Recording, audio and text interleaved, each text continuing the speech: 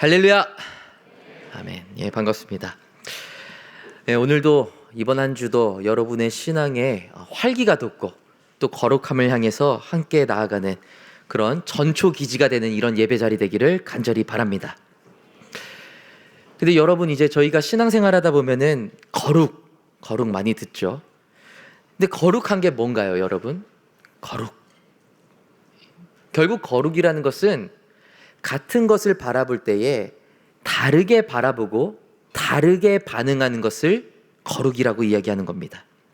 같은 것을 보는데 세상 사람들과는 다르게 보는 것이죠. 이게 거룩입니다. 하나님의 뜻 안에서. 예를 들어서 누군가 삶에 아주 말도 안 되게 어려운 일이 찾아왔어요.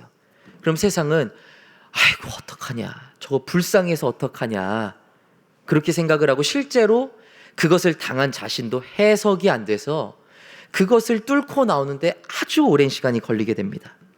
그런데 기독교인들은 그런 삶에 말도 안 되는 고난이 찾아왔을 때 다른 시각으로 바라보는 시선이 존재한다는 거예요. 그 어려움을 훈련이라는 것으로 바라보는 시선이 있다라는 것입니다.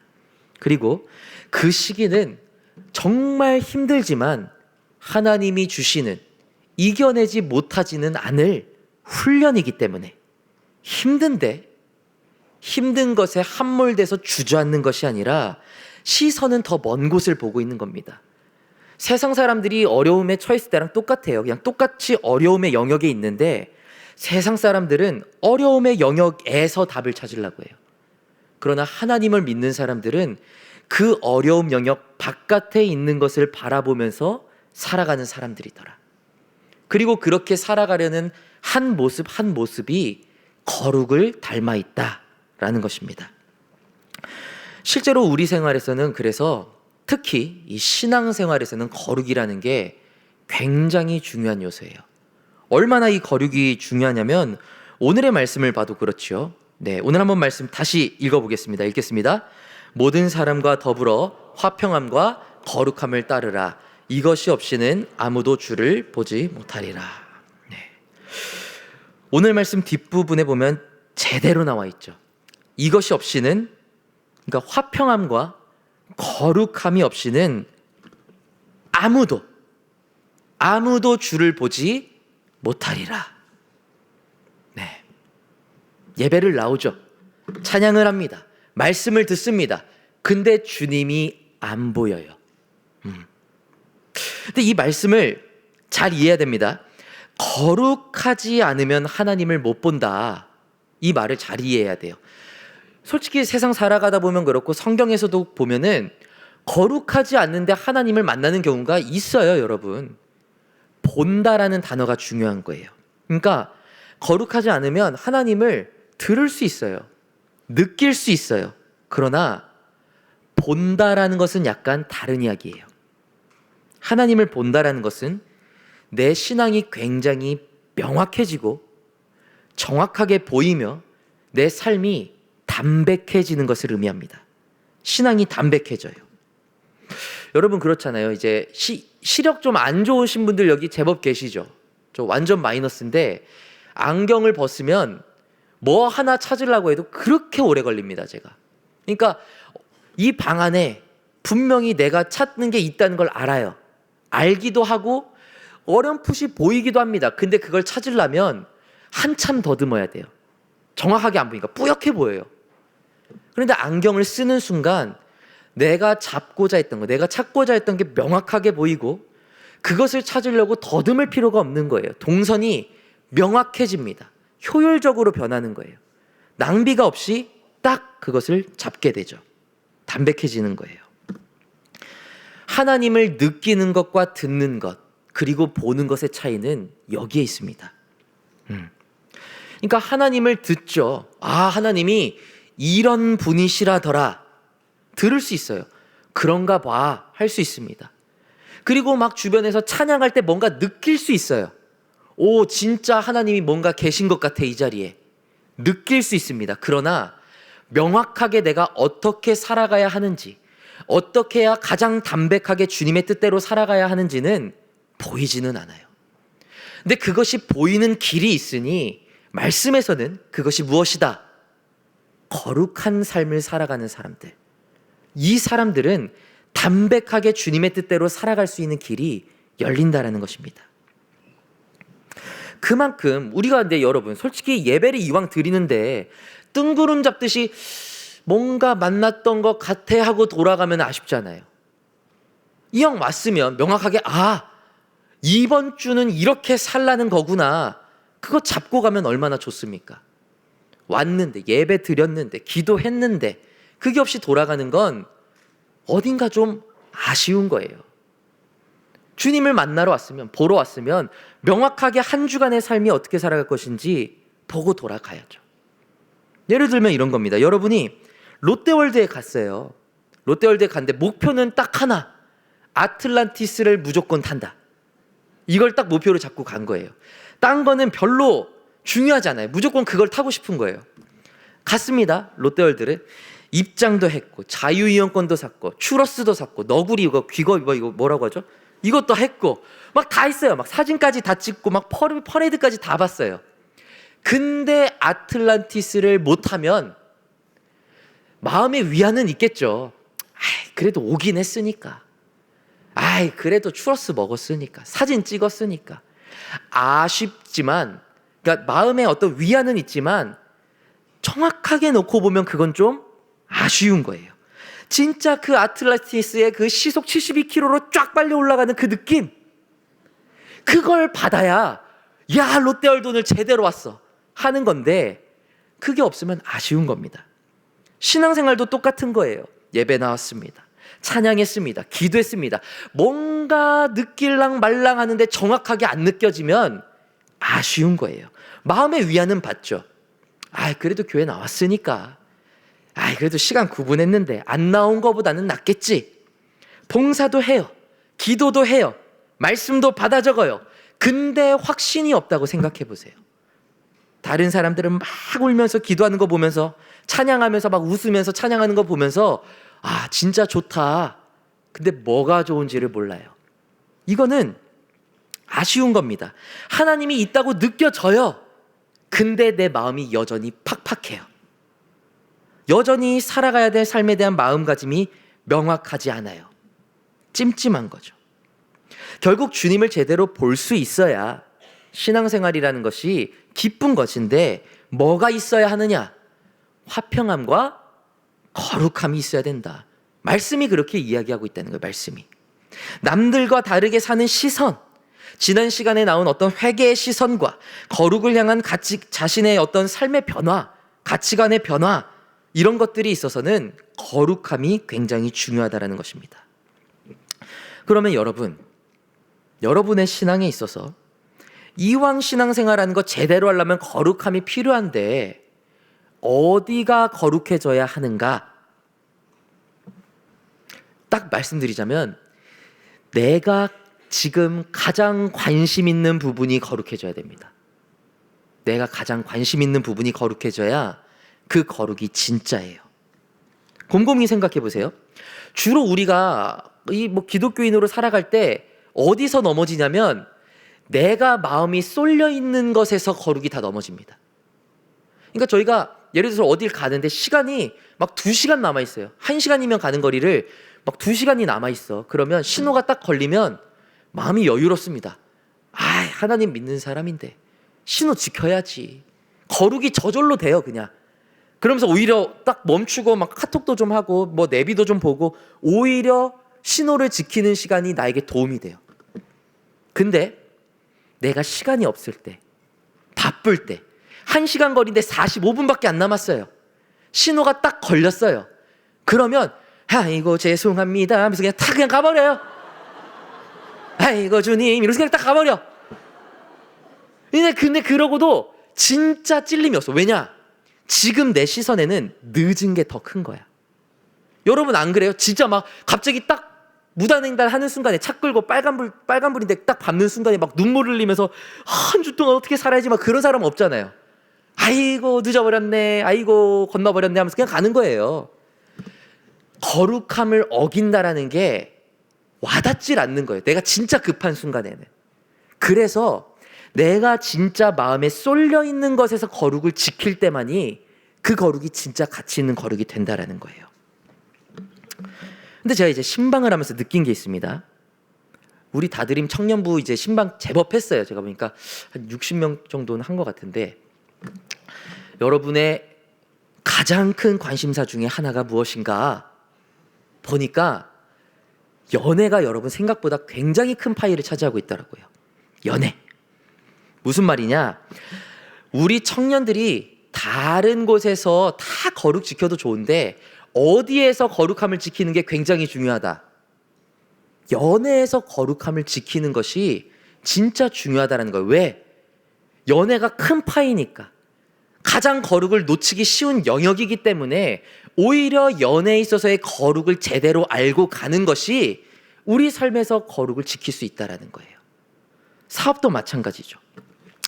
근데 뭐 어쨌든 오늘은 그래서 약간 특별한 시간으로 신앙과 연애에 대해서 좀 이야기를 해보려고 합니다. 저는 사실 신앙적인 이야기를 할 때 이렇게 세부적으로 쪼개서 들어가서 어떤 막 연애 뭐 이런 부분을 직접적으로 설교하는 스타일은 아니에요. 개인차가 있으니까요. 근데 이 연애라는 것이 정말로 여러분의 삶에 있어서 중요한 파일을 가지고 있다면, 그리고 그곳에서 거룩을 지키지 못할 가능성이 있다면 짚고 넘어가는 것이 또 사역자의 어떤 듀티라고 봐요. 그래서 저는 오늘 어느 정도 모두에게 통용될 만한 연애의 거룩함이 무엇인지 함께 나누고자 합니다.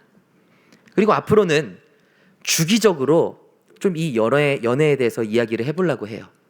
원래는 연애에 대한 설교 한두 편 정도 적어놓고 돌아가면서 계속 하려고 했는데 쓰다 보니까 할 내용이 생각보다 많더라고요. 그래서 매주 하면은 이게 무슨 연애 특강인지 예배인지 모를 거 아니에요. 제가 비긴 어게인으로 5개월 했는데 연애 특강으로 5개월 하면 이것도 이게 지금 본질이 좀 그러니까 가끔씩 하겠습니다. 하지만 꼭 필요한 이야기들을 할 테니까 또 여러분 뭐 설교에서 예수님 이야기 안 하고 막 연애 이야기 하고 있다고 막 그렇게 생각하지 마시고, 그래도 또 마찬가지로 오늘 마침 대예배 설교가 음란에 대한 거잖아요. 삶의 거룩함이 굉장히 중요하단 말이죠. 여러분 삶에 있어서 연애가 중요하다면 거기에 대해서도 기독교적으로 복음적인 연애에 대해서 들을 필요가 있다. 이런 마음으로 마음문 열고 들어주시고 또 실제로도 그것을 향해서 노력하며 나아가는 우리 다드림 되기를 간절히 소망합니다. 자, 그러면 도대체 거룩한 연애라는 게 뭘까? 어떤 마음으로 연애를 해나가야 되는가? 자, 신앙생활에서의 연애라고 한다고 하면 저는 두 가지의 영역이 동시에 고려돼야 된다고 봐요. 자, 이겁니다. 하나는 개인적인 거룩이 이루어져야 돼요. 그리고 다른 하나는 뭐가 이루어져야 되느냐? 공동체적인 거룩이 이루어져야 돼요. 공동체적인. 그러니까 내 어떤 연애를 위해서 공동체의 거룩이 무너지면 된다, 안 된다? 안 된다라는 거예요. 교회이기 때문에, 공동체이기 때문에. 이 두 가지가 있는데 사실은 오늘 이걸 다 이야기하려고 했는데 듣다 보시면 아실 거예요. 이거 거의 진도를 못 나갈 겁니다, 아마. 자, 이렇게 정리를 해봤어요. 그래서 이제 쭉 보시면 되는데, 자, 근데 이제 중요한 건 이겁니다. 개인적인 영역만 오늘은 볼 건데 다도 못 봐요. 조금만 볼 건데, 연애라는 것은 도대체 뭔가? 어떻게 시작해야 되는가? 저는 동시에 최소한 이 위에 거 두 개는 있어야 된다고 봐요. 하나님 앞에 온전해야, 그리고 내가 온전히 존재해야. 이 두 가지가 있어야 됩니다. 이 두 가지가 거룩한 연애에 있어서 가장 핵심적인 요소라고 보시면 돼요. 저희는 보통 생각하면은 연애라고 할 때 내가 조금 뭔가 부족할 때 시작하게 되는 경우가 굉장히 많습니다. 마음이 허해지기 시작해서, 아니면은 조금 뭔가 내 삶에 부족함이 느껴져서 그걸 채워줄 사람이 필요하다고 느껴지기 시작해서 그렇게 연애를 할 때가 많아요. 근데 이제 연애를 생각하게 될 때를 보면은 정서적이건 영적이건 육체적이건 부족함을 채워줄 사람을 구할 때가 많다라는 겁니다. 근데 성경적으로 보면은 오히려 반대예요, 여러분. 반대. 성경은 애초에 그냥 태초부터 연애, 어떤 한 사람과 한 사람이 만나는 것을 어떻게 정의하고 있느냐. 한 사람이 하나님 앞에서 가장 충만할 때 만나는 것이 가장 거룩한 연애다. 가장 하나님이 보시기에 기뻐하는 연애다. 이렇게 정의 내리고 있습니다. 실제로 자, 태초의 첫 연애 누구랑 누구겠어요? 아담과 하와. 아담과 하와의 연애를 보면은 본질적이고 근본적인 연애가 무엇인지 알 수 있게 돼요. 아담과 하와의 만남이 뭐냐? 부족해서 만나는 게 아닙니다. 주 안에서 온전한 둘이 만나는 겁니다, 여러분. 이게 굉장히 중요해요. 저희가 잘 아는 창세기 1장 27절을 보면은, 자, 저희 성경책을 한번 직접 펴볼까요? 창세기 1장으로 한번 가봅시다.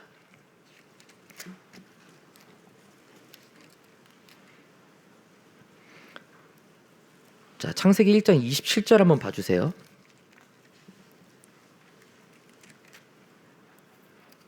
네, 여기 보면은 굉장히 유명한 말씀이 있죠.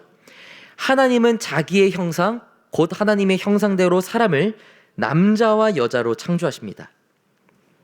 근데 이 사건에는요, 여러분, 여기는 한 절이지만 시간적인 갭이 좀 있어요. 그러니까 동시에 남자 여자가 빡 하고 만들어진 게 아닙니다. 남자와 여자가 만나게 되는 과정이 있어요. 그게 창세기 2장에 나오거든요. 창세기 2장을 보면은 나오는데, 이제 여기서 보면은 하나님이 아담을 보시는데, 사람이 혼자 사는 게 좋지 아니하니 그를 위하여 돕는 배필을 짓겠다, 이렇게 말씀을 하십니다. 네, 이 20절부터 보시면 돼요. 21절부터 네, 쭉 보시면 되고, 18절부터 보시면 됩니다. 18절. 네, 18절부터 이렇게 쭉 보세요. 그래서 결국에는 아담을 보시는데 혼자 사는 게 조금 아쉽다 싶어가지고 하나님이 아담의 갈빗대를 취하십니다. 그리고 여자를 만드셔요. 그리고 아담이 하와를 보자마자 이야기를 해요. 이는 내 뼈 중에 뼈요 살 중에 살이라. 그리고 그 뒤로 그 둘은 합하여 둘이 한 몸과 같이 살아가게 됩니다.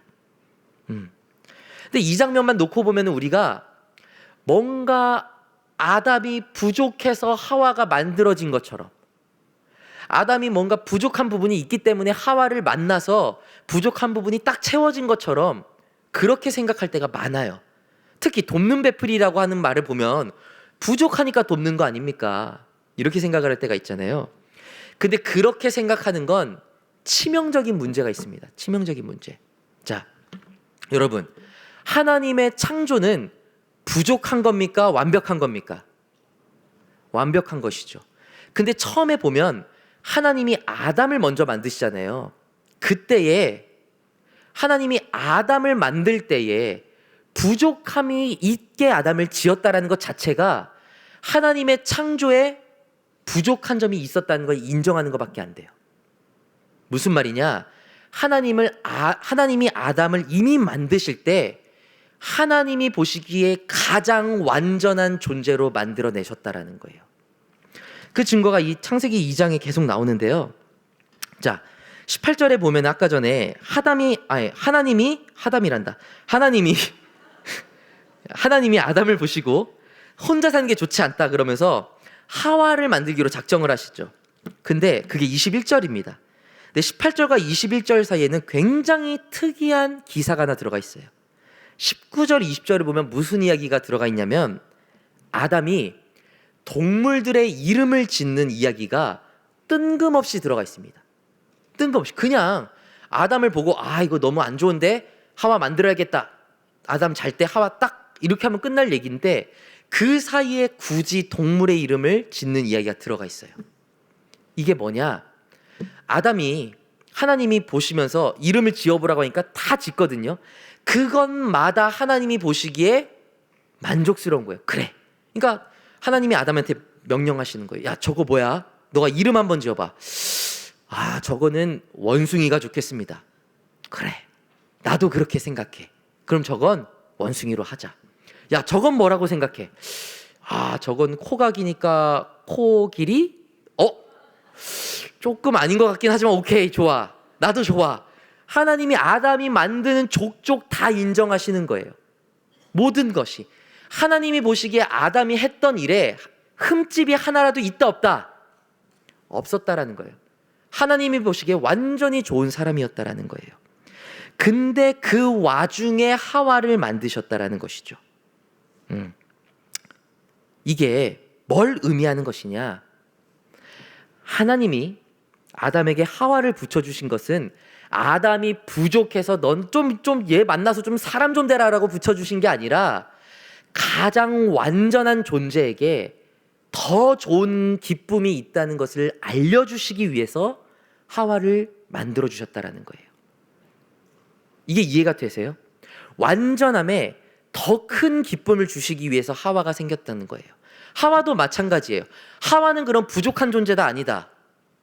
하와도 완전한 존재예요. 완전한 존재가 완전한 존재를 만나서 더 큰 하나님 안에서의 기쁨을 누리기 위해 이 두 이성이 만나게 된 것입니다. 쉽게 말하면 아담과 하와의 만남은 0.5 더하기 0.5는 1 이게 아니에요. 1 더하기 1은 1입니다. 이런 개념이에요. 하나님 안에서 0.5 부족하고 하와도 0.5 부족하고 합쳤더니 그나마 낫네. 그게 아니라 아담도 하나님이 보시기에 최고의 걸작품이고 하와도 걸작품이고 다 1의 분량을 하는데 둘이 만나게 되면서 완전히 새로운 1이 되었다라는 것입니다. 이거는 약간 수소와 산소가 물이 되는 과정하고 비슷해요. 수소도 하나의 완전한 원소죠. 산소도 완전한 원소입니다. 근데 그게 만나게 되면서 완전히 새로운 물이라는 H2O가 될 때 물이라는 하나가 되는 거예요. 생명을 살리는 그런 개념인 겁니다. 그리고 바로 이 지점에서 하나님이 가장 기뻐하시는 연애의 시작, 연애의 과정, 거룩한 연애가 무엇인지 명백하게 드러나 있다는 거예요. 뭡니까? 내 외로움보다 하나님 앞에서의 온전함이 우선되는 사람이 거룩하게 연애하는 사람이라는 거예요. 다시 한번 말씀드릴게요.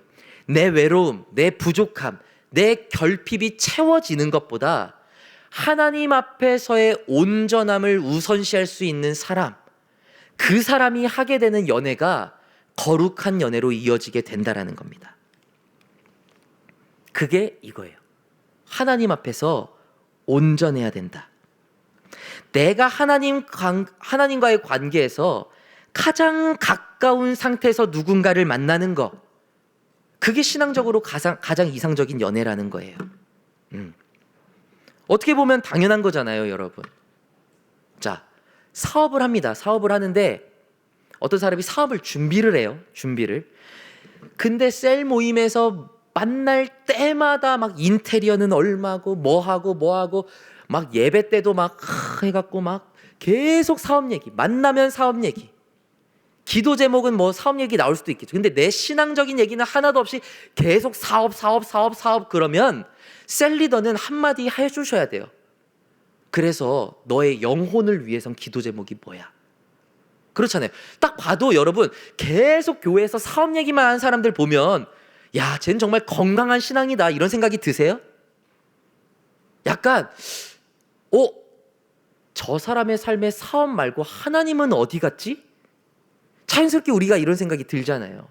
저희도 뭔가 막 사업을 준비하건 뭘 하건 하다가도 너무 거기에 함몰될 것 같으면 우리는 영원히 알아요. 잠깐 스탑하고 하나님께 집중해야겠다. 사업할 때는 그게 느껴져요. 근데 왜 연애는 제가 이걸 강조하냐면 연애는 이게 잘 안 되기 때문이에요. 사업이든 뭐든 막 열심히 하다가 보면은 순간적으로 영혼이 지금은 사업에 대한 생각 잠깐 내려놓고 기도할 때 이게 되거든요. 연애는 그게 현실적으로 힘듭니다. 힘들어요. 적용이 잘 안 되는 거죠, 어떻게 보면. 자, 연애가 사업이 잘 되면 여러분, 사업이 잘 될 때도 기도하고 안 될 때도 기도하고 결국에는 하나님 앞에 막 기도하는 시간이 점점 늘어나요. 근데 연애는 잘 돼도 기도 시간이 줄어들고 연애가 잘 안 돼도 기도 시간이 줄어듭니다. 제가 그런 커플들을 너무너무 많이 봤어요. 다행인 점은 저희 청년들은 조금 다르다는 생각을 사실 좀 하거든요. 하긴 하는데 많은 청년들이 연애랑 신앙이 연결이 안 돼요. 썸 탈 때는 더 안 됩니다. 더 안 돼요. 하나님과 멀어집니다. 기도가 멀어집니다. 사업 관련해서는 지혜 구하려고라도 하나님께 기도하는데 썸을 타거나 연애를 할 때는 기도가 안 돼요. 기도를 하는데 집중이 안 돼요. 썸을 탄다고 치면은 기도하는데 진동이 오기를 기다리게 됩니다. 자, 예를 한번 들어보시죠. 약간 이런 느낌이에요, 여러분. 뭐해? 나 기도 중. 여러분, 근데 여러분이 솔직하게 말해서 이거는 답장을 하고 있는 자체가 기도를 안 하고 있다는 거예요. 나 기도 끝났어도 아니고 기도 중. 뭐 하고 있어? 나 예배 중. 여러분, 그거 예배하고 있는 거 아닙니다. 예배 자리에 앉아 있는 거지. 썸 탈 때는 이 정도로 집중이 안 되는 경우가 많다라는 거예요. 근데 그렇게 가다 보면은 신앙이 꼬여버려요. 왠지 아세요? 신앙의 자리에 내 상대방이 우상으로 자리 잡아 버리기 때문에 그래요. 제가 청년 생활을 몇 년 해봤겠어요. 그리고 청년들 몇 명을 만나봤겠어요. 농담이 아니고 제가 1000명을 좀 넘게 만나봤습니다. 청년들. 대충 돌아다닌 교회들 사이즈 생각해보면서 교제한 사람들 만나보니까 그래요. 그런데 희한합니다. 정말 눈이 총명하고 막 말씀 같은 거 나눌 때 눈이 반짝반짝하던 청년이었는데 연애, 썸 이 단어만 딱 들어가면 눈빛이 조금 바뀌어요. 신앙이 애매해져요. 경건하게 연애하는 커플들 있습니다. 근데 연애를 시작하면 기도 시간이 준다니까요. 예배 집중이 안 되는 게 보인다니까요. 연애를 시작도 하기 전에 썸만 타고 있는데도 이미 신앙생활이 안 되는 경우가 허다하다라는 거예요. 마음에 누가 딱 들어오기 시작하면 하나님이 밀려납니다. 밀물썰물처럼 누가 밀려 들어오면 하나님이 썰물처럼 빠져나가 버려요. 하나님께 체험받는 부분이 있었잖아요. 연애를 시작하면 하나님께 체험받는 부분을 상대방이 채워주길 원하기 시작합니다. 그렇게 되면 계속해서 어떻게 되냐면 연애를 하던 썸을 하던 여러분이 한번 직접 판단을 해보세요. 어떤지. 이런 감정이 들어요. 하나님이 나를 인정하지 않아도 내 상대방이 나를 제대로 인정해주면 내 마음이 생각보다 어렵지 않습니다. 괜찮은 것 같아. 하나님이 나를 안 채워주셔도 내가 교제하는 사람, 썸 타는 사람이 뭔가 나를 조금이라도 채워주면 살 수 있을 것 같아져요. 그렇게 점점 신앙이 깎여져 나갑니다. 제가 실제로 그래요. 연애하기 전에 저희 둘은 정말 하나님 안에서 같이 기도하고 같이 예배하고, 근데 나중에 보면은 둘이 예배 안 나와. 놀러 가야 돼서, 뭐 먹으러 가야 돼서, 기도하라고 딱 그렇게 해서 또 이쪽 건면하면은 예배가 의무는 아니잖아요. 와, 그래서 야, 너 몇 달 전에 알던 내가 맞아? 신앙을 강요하지 마세요. 와, 너 누구야? 이렇게 돼버리다니까요, 진짜로. 아니 뭐 하여튼 아닙니다. 자, 어쨌든 이게요, 근데 진짜 여러분 명확하게 말씀드릴게요.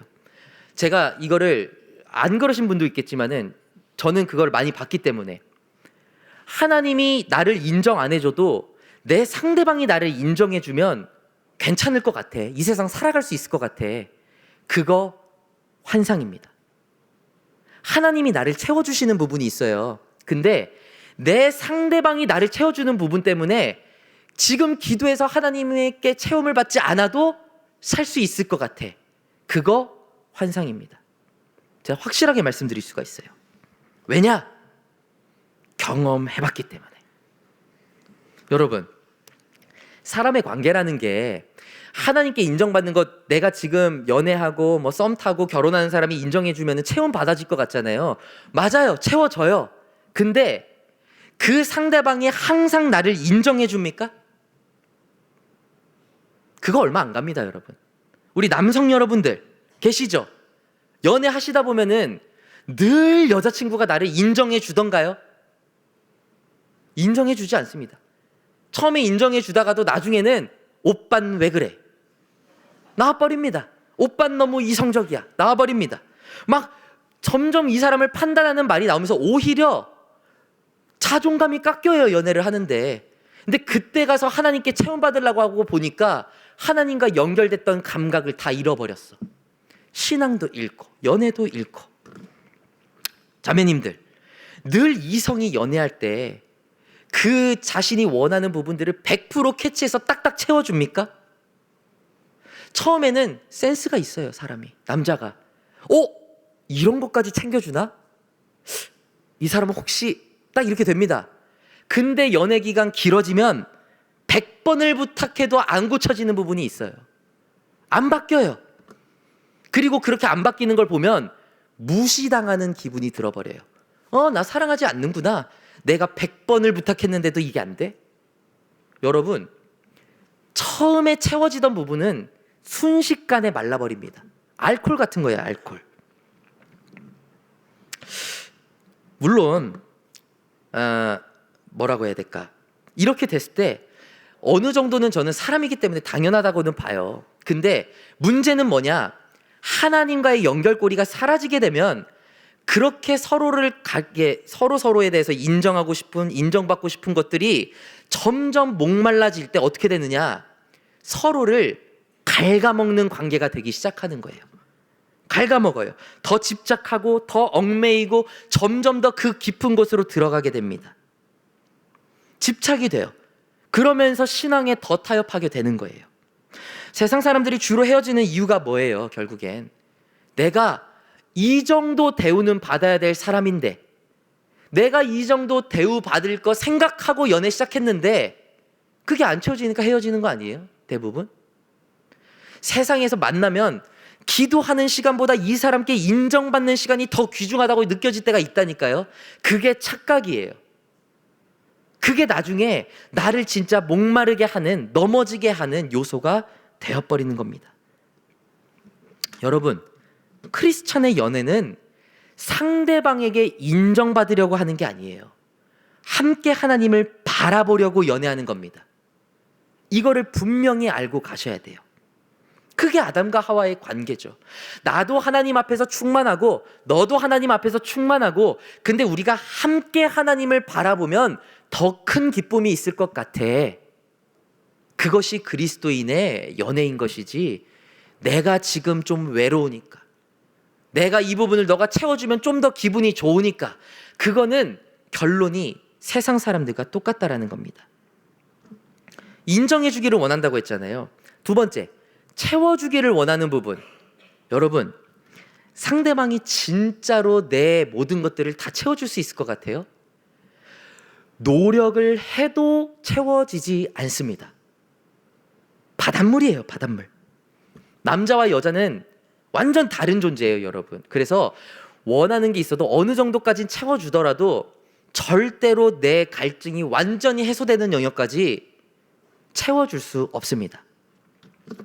한 번은 제 와이프가 이제 일할 때 저한테 와서 일에서 막 속상한 얘기를 막 해주더라고요. 제가 최선을 다해서 그 이야기를 들어줬습니다. 너무 속상해하는 거예요. 그래서 제가 그러면 그럴 땐 이렇게 해봐, 이렇게 이야기를 했습니다. 근데 그거는 이래서 아니고 저래서 아니고 이건 그래서 안 돼. 그래서 제가 또 그랬죠. 그러면 저렇게 해봐. 약간 분위기가 이상해지는데 또 아니라는 거예요. 그래서 제가 결국에는 이제 한마디 했습니다. 여보, 그건 결단의 문제야. 여보가 결단을 하면 분명히 상황은 바뀔 거야. 얼마나 전심전력을 다해서 제가 딱 상담을 해줬는데 상황을 바꿔주려고. 근데 와이프가 한마디 합니다. 오빠, 여자들이 이야기할 때는 해결해 달라는 게 아니야. 공감해달라는 거야. 그냥 공감해주면 돼. 제가 거기서 아주 큰 교훈을 깨달았습니다. 공감. 그래. 내가 와이프의 이 공감을 통해서 와이프를 채워주고 말리라. 그 다음에 대박 사건이 터졌습니다. 한 번은 둘이 가는데 이제 짐을 좀 들고 가고 있어요. 저도 짐을 가고 와이프도 짐을 들고. 근데 그날따라 저는 백팩, 무거운 백팩, 와이프는 크로스백인데 크로스백에 그날에 이게 담긴 게 되게 많았나 봐요. 무거웠나 봐. 계속 너무 무겁게 됐나? 내가 너무 많이 들고 왔나? 어깨가 왜 이렇게 아프지? 계속 그러는 거예요. 그때 제 머릿속에 와이프가 말해준 중대한 진리가 떠올랐습니다. 여보, 여자는 해결해 주는 걸 바라지 않아. 공감해 주는 걸 원해. 그래서 제가 자신만만하게 말했죠. 무겁구나. 힘들겠다. 어떻게 해? 힘들겠구나. 무겁겠구나. 그러면서 저는 백팩 메고 앞을 보면서 계속 걸어갔죠. 그랬더니 와이프가 한마디 딱 합니다. 죽을래? 아니, 공감해달라는 말에 나는 순종했을 뿐인데, 참된 순종, 이해가 되지 않아도 그냥 순종하고 받은 어린아이와 같은 믿음으로 순종을 했는데 채워지지 않더라니까요. 여러분, 연애하면 다 상대방이 채워줍니까? 막상 연애하시는 분들은 알아요. 절대 못 채워줘요. 목마릅니다. 여기가 갈림길이에요. 여기가 갈림길. 목마르다고 상대방을 더 닥달하고 쪼아는 길로 갈 것이냐, 아니면 그 아쉬움과 목마름을 채워주시는 하나님 앞에 함께 나갈 것이냐. 여러분, 이 갈림길이 굉장히 큰 겁니다. 정답은 명백해요. 아무리 쪼아도요, 안 되는 부분은 안 됩니다. 그러면 될 때까지 쪼아댄다고 해갖고 그 관계가 좋아지는 것이 아니라 그 관계를 가지고 하나님 앞에 나갈 줄 알아야 되는 거예요. 그리고 그 부족한 부분은 누구한테 채움받아야 돼요? 그렇죠. 하나님한테 채움받아야 되는 거예요. 그리고 이게 신앙과 연애가 존재하는 방식이어야 돼요. 이게 연애 방식입니다. 내가 누군가를 채워준다. 그걸 넘어서서 함께 채움을 받으며 간다까지 가야 되는 겁니다. 내가 뭔가 목마를 땐 나도 하나님 앞에 기도할 수 있어야 되고, 상대방이 목마를 때는 상대방도 기도할 수 있어야 되는 거예요. 서로 문제를 마주쳤을 때는 너가 이렇게 해봐 저렇게 해봐 거기보다 우리 한번 기도해 볼까? 이렇게 나갈 수 있는 거예요. 그렇게 해야 되는 거예요. 상대방이 나에게 집착하게 될 때에 상대방이 나에게 집착해 준다는 게 고마워서, 기분 좋아서, 이 사람 나 없이는 안 돼? 야, 그러면서 어깨 뽕 들어가서 연애하는 게 아니라 상대방이 나에게 매달리는 것 같으면 사실 나도 잘 몰라. 우리 함께 같이 기도해 볼까? 이게 신앙적인 거 아니에요? 신앙적인 것은 늘 하나님과의 관계에 있어서 가까움을 둘 다 유지하면서 가야 되는 겁니다. 그러면 여러분이 보고 계시는 연애들, 썸, 어떤 방식으로 진행이 되고 있나요? 그리고 관계가 시작되면 여러분은 남들 말고 여러분은 어떻게 대응하고 계세요? 조금 죄송한 이야기지만 확실하게 이야기 드립니다. 썸이건 연애건 신앙이 오히려 멀어지는 것 같은 느낌이 들면은 그 순간은 경계해야 되는 순간이에요. 아무리 좋아도 썸이 하나님보다 높아지고 연애가 하나님보다 높아지는 순간, 그리고 상대방에게 하나님보다 내가 더 소중해져야 된다라는 것을 강요하게 되는 순간, 상대방에 착취하게 되는 순간, 나의 예배가 막히고 기도가 막히고 있다면, 상대방의 기도가 막히고 상대방의 예배가 막히고 있다면 여러분, 그거는 어딘가 잘못된 거예요. 정말 좋아해요. 근데 내 예배도 막혔어, 내 기도도 막혔어, 제 예배도 막혔어, 제 기도도 막혔어. 그러면 그거는 아무리 좋아도 그 사람은 나를 세상에서 가장 사랑해주는 사람이 아니라 나에게 영적 공경을 가장 크게 하는 사람이 되어버린다라는 거예요. 비극 아니에요, 여러분? 비극? 가장 사랑합니다. 근데 영적으로 봤을 때 가장 큰 장애물이 돼요. 비극 아니에요, 그게 여러분? 가장 가깝고 사랑하고 진심으로 좋아하는데 내가 상대방의 신앙을 무너뜨리고 있다고요. 그러면 그때는 정신 차려야 되는 겁니다.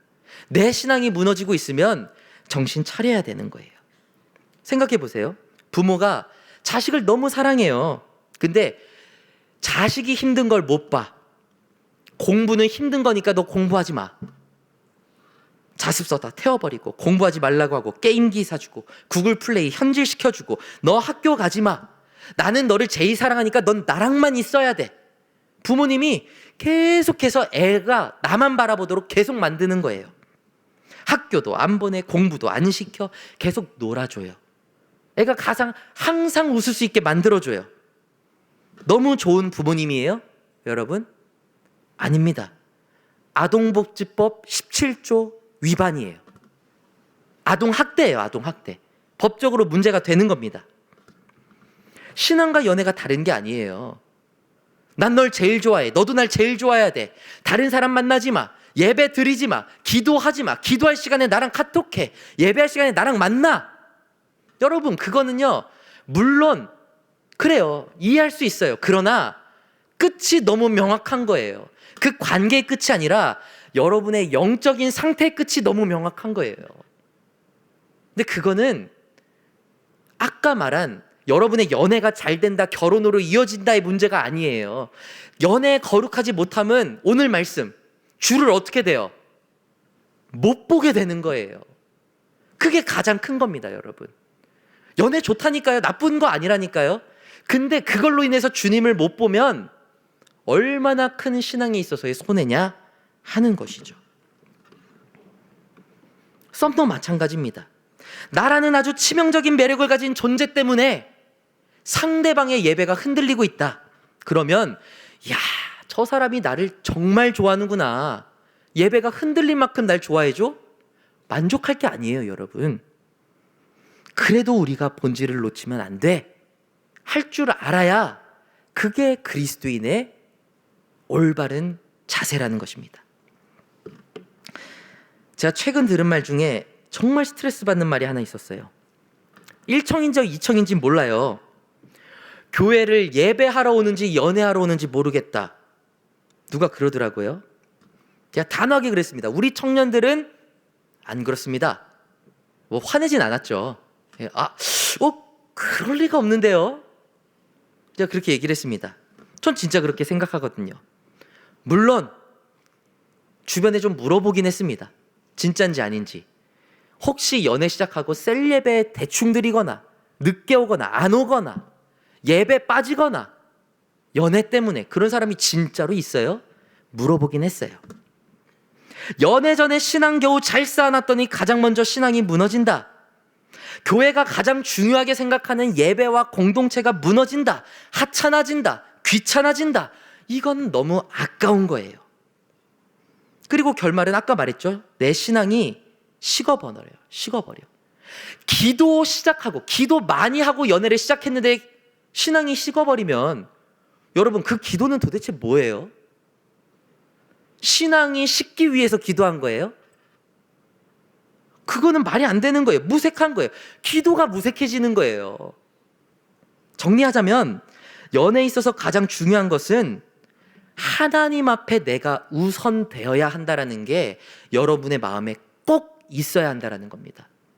제가 자주 하는 주제가 아니기 때문에 기억해 주셔야 돼요. 누군가 마음에 품고 기도할 수 있습니다. 그러나 그 사람 품겠다고 하나님 던져버리면 안 된다는 거예요.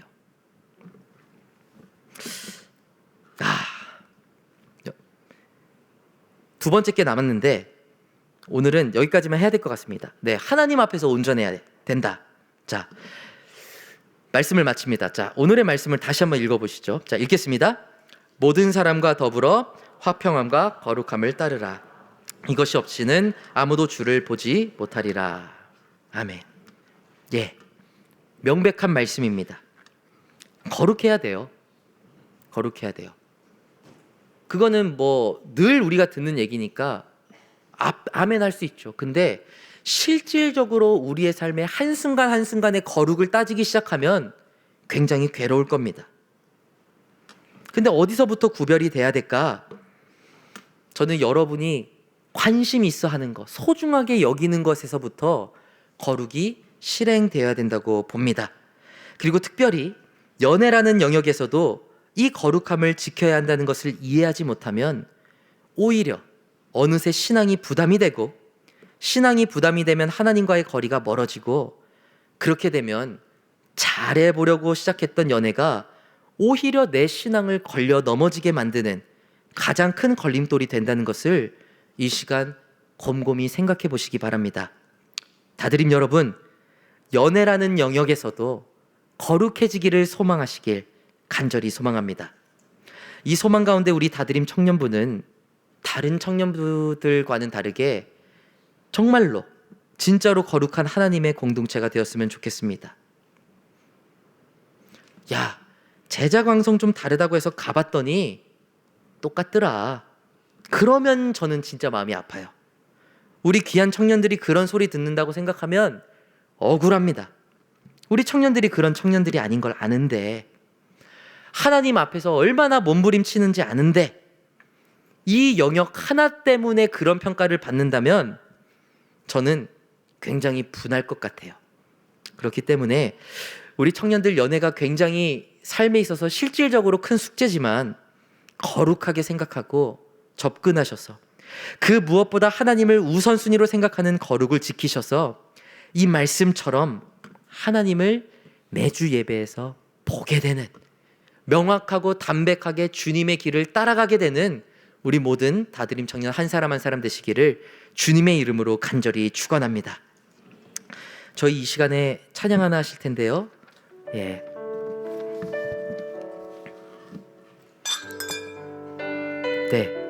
우리 다른 것이 아니라 거룩을 위해서 우리 삶에서 가장 먼저 지켜야 할 것, 그의 나라와 그의 의를 구하는 것일 줄로 믿습니다. 이 믿음 가운데 함께 찬양 고백하며 나아가겠습니다.